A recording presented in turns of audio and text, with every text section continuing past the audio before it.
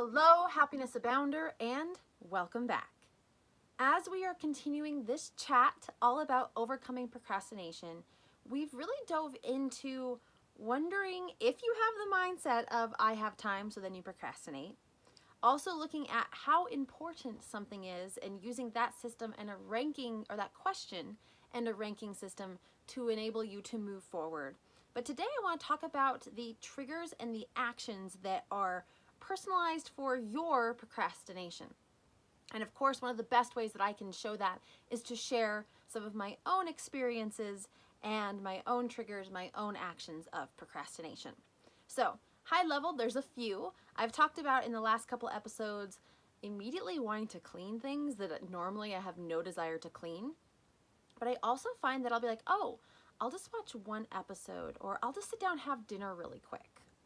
And those are both actions of procrastination. So, first and foremost, let's look at triggers. I've been using examples of projects, but anything that you have to do that you don't want to do, you will procrastinate with. Sometimes that is cleaning. Sometimes you need to clean the house, and maybe you're going to have a party at your house. And you're like, okay, going to have this party, I need to clean. And then you're like, well, I have plenty of time, right?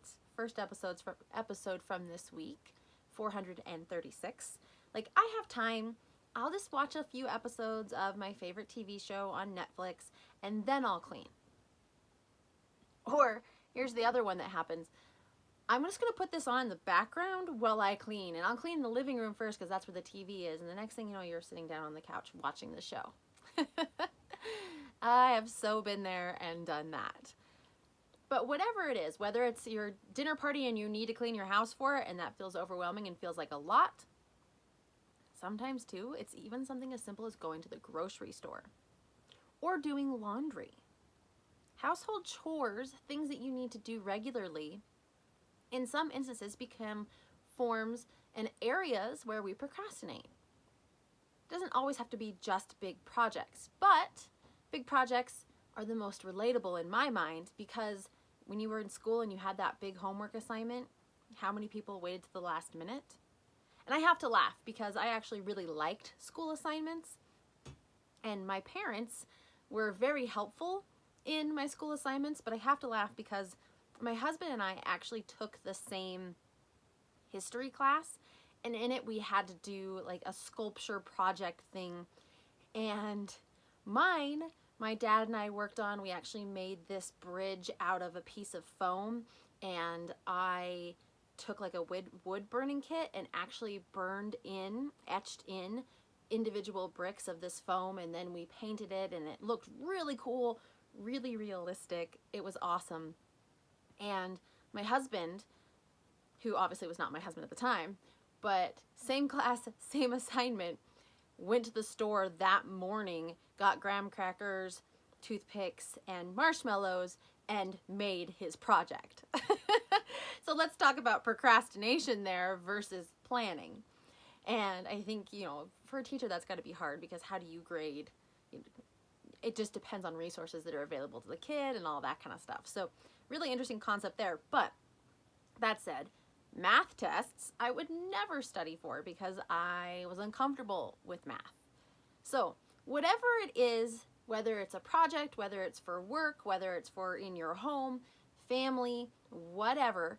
Oh, by the way, how you should be reaching out to the insurance company, or you should be calling the doctor's office and setting up an appointment, and you do everything but, yeah, that's a procrastination trigger. Right? That's an activity that you don't necessarily feel comfortable doing. It may only take 5 minutes, but you've built it up as this big uncomfortable thing. And so what do? You put it off. So I'd start to identify what triggers you. Again, at the highest level, it may just be something that feels large, overwhelming, or uncomfortable. But are there certain things that every single time you don't want to do it? For me, it is calling doctor's offices. It is calling insurance. It is talking with the finance department at work about paychecks or raises or whatever. And it's just, that stuff wears me out even thinking about it. So what do? I procrastinate. So I want you to start to identify those triggers, whatever it is in your life. And I would love for you to share those triggers with me. You can reach out at happinessabound.com or connect with me on social media. Just look up Happiness Abound and I should come up. I would love to hear what those triggers are. Now, the second piece of this is understanding what the actions you take are. So every time that I am supposed to make a phone call that I don't want to make, I procrastinate by getting on social media. Anytime that I need to be planning and prepping for something big and overwhelming in my personal life or for my business of Happiness Abound, this happens too. I want to go sit on the couch and watch TV instead. And sometimes I convince myself I can multitask. And for those of you who've been with me a while, you know I don't watch a ton of TV because I get addicted and sucked in. This is why. It's one of my emotional buffering and procrastination techniques that doesn't really help me. So those are a few things that I do. I go on social media. I go turn to the TV. There are times, and this is actually more frequently than I would like to probably admit, but there are times where I have a triggering thing that makes me want to procrastinate. And I'd be like, I'll get to that, but I just need to eat dinner first. I'm not hungry. I may have eaten like an hour ago. But because I don't want to do it, I lean into food to keep me from those uncomfortable feelings and to help me procrastinate. After I eat dinner, then that's when I'll start that task.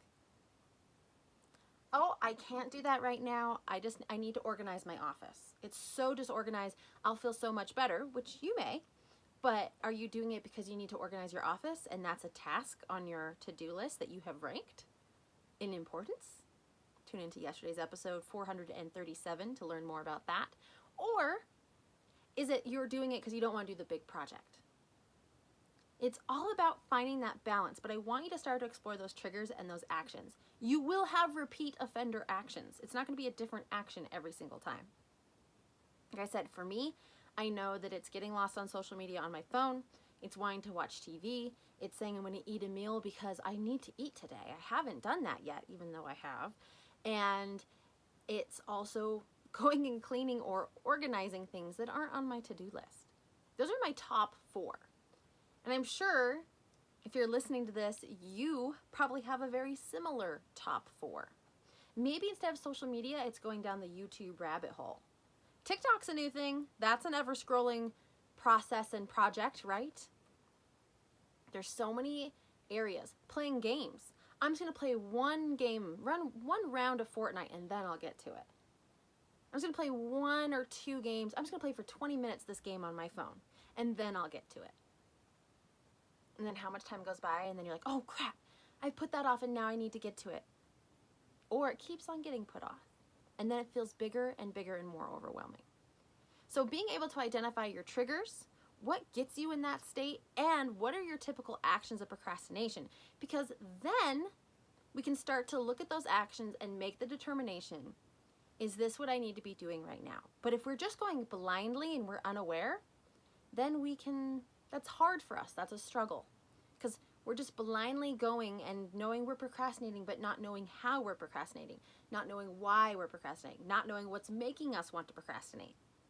So if we can identify those things, we can start to take action to change and shift that procrastination emotion and move into a space where you get things done timely and you are more emotionally and mentally aligned. Less stressed. More happy. That's what we're aiming for to overcome procrastination.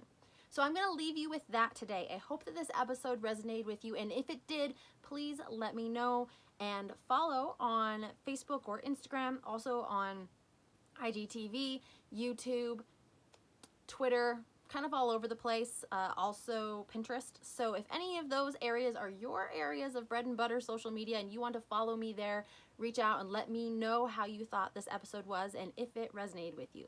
So that said, have a wonderful day. Look for those situations, those triggers, and what actions you lean into to procrastinate. But above everything else, remember, you are capable of happiness abound.